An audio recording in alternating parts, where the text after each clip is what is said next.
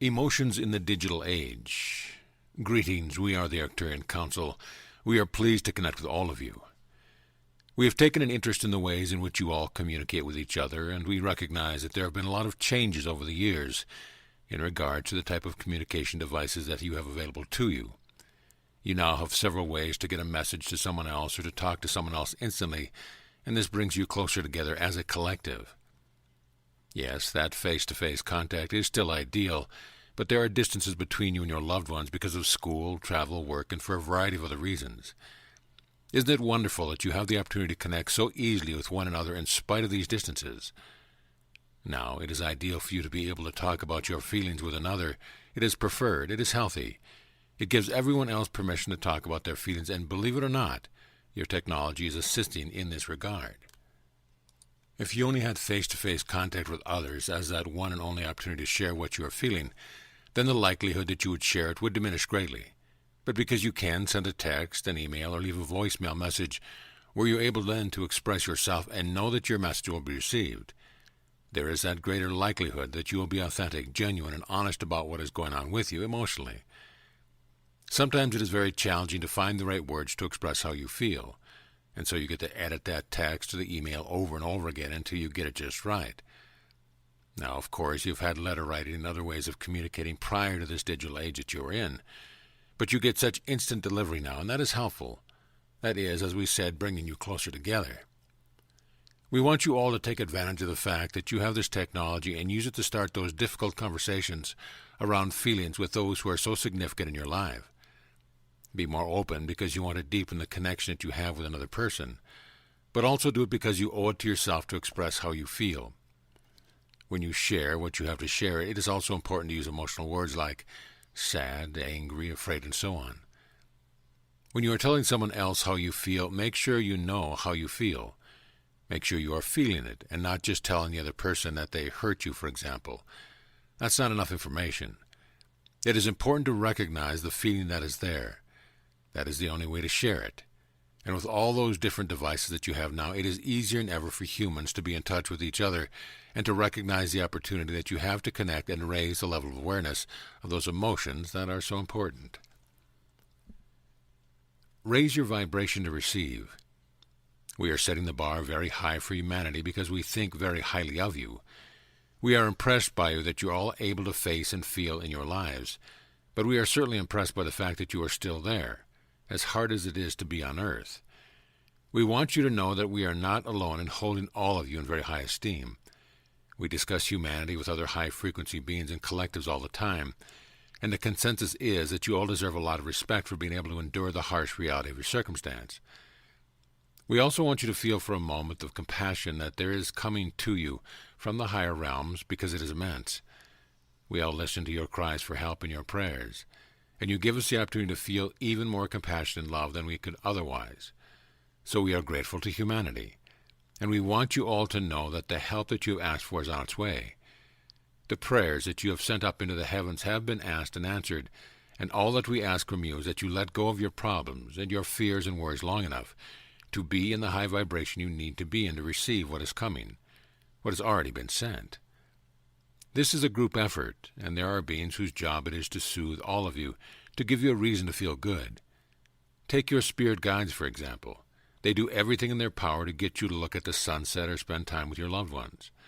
They are doing everything they can to keep you out of despair, so that you can receive all of the higher vibrational energies that are coming in an answer to those prayers and cries for help. The next time that you feel the weight of the world on your shoulders, just remember how much help you have.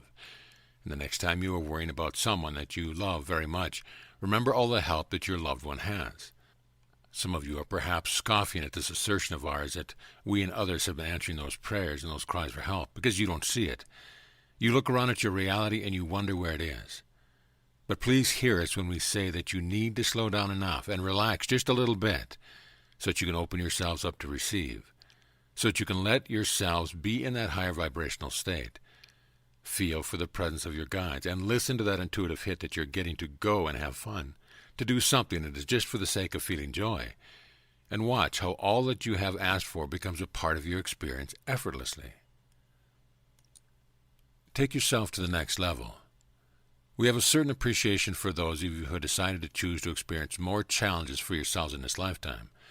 As you look around on your planet, you can undoubtedly see those who choose an easier path with much fewer challenges, and you can see those who have chosen a very difficult path with many challenges.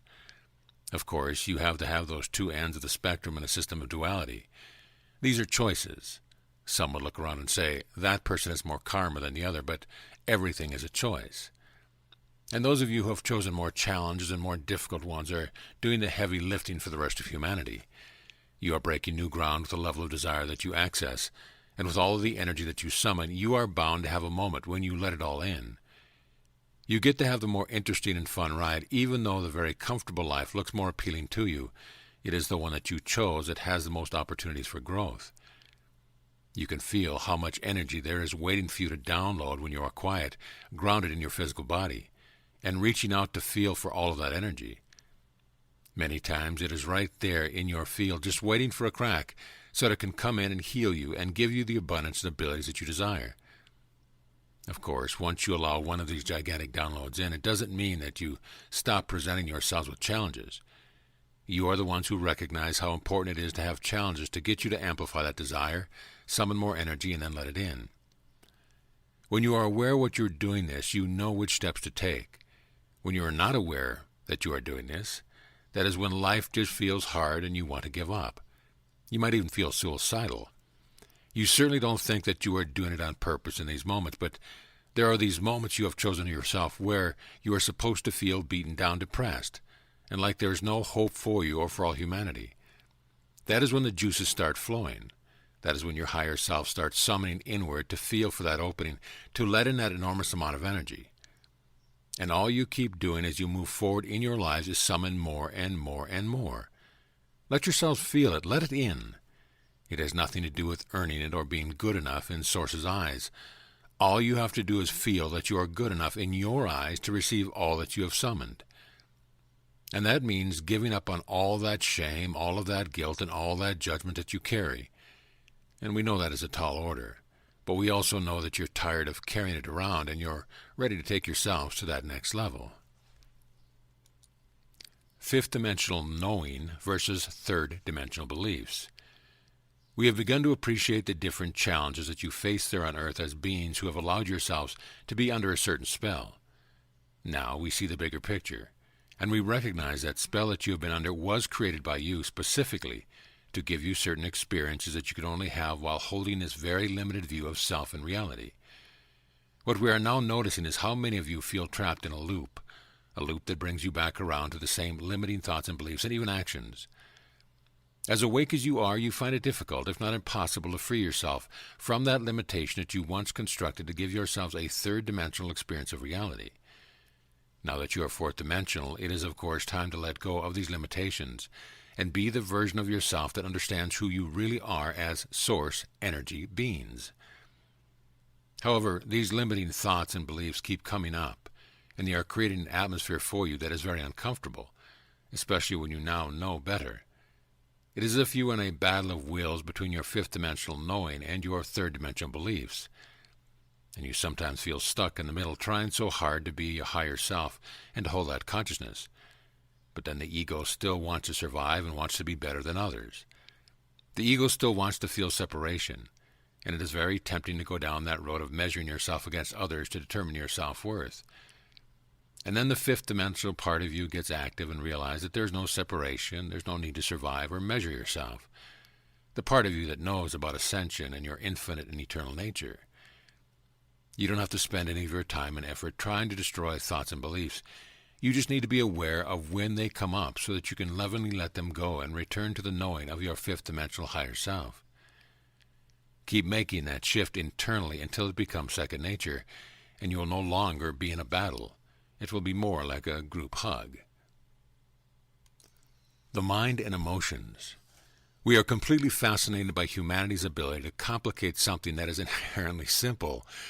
It is not the whole of you that makes something complicated. It is only your mind that does such things. Why would your mind make something more complicated than it actually is? Well, quite simply, your mind is usually protecting your ego.